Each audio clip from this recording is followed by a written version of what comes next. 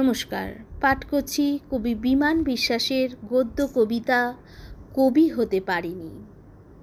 যারা বাইরে কঠিন, ভেতরটা তাদের ততটাই কোমল। তারা কোনো আঘাত থেকে নিজেকে জড়িয়ে রাখে কৃত্রিম সাজে। আসলে হলো সত্যি তারা তা চায় না।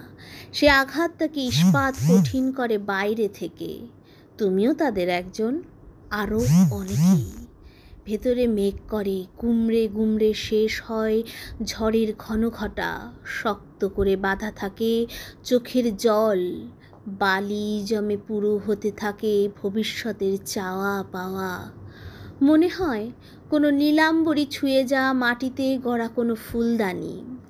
আমরা ভাবি তাদের কোনো অনুভূতি নেই, ভালোবাসা নেই, তাদের নেই কোনো প্রেমিক মন।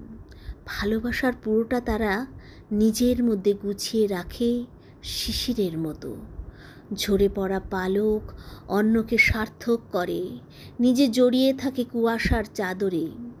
এই আঘাত কোনো নারীর থেকে পুরুষ বা কোনো পুরুষের থেকে নারী পেয়ে থাকে। তাই দুজনের মধ্যেই অন্যের প্রতি অভিমান, ক্ষোভ, বিতৃষ্ণার জন্ম দেয়। তারা কাউকেই আর আগের মতো বিশ্বাস করতে পারে না। অপেক্ষা করে থাকে কোনো বিশ্বাসী আঙুলের। ফুল ভাঙে প্রহর গুনে একদিন, দূরে সরিয়ে রাখে ভালোবাসা, ভালো লাগা, আবার তাদের বিশ্বাসী করে তোলে কবিতার মতন।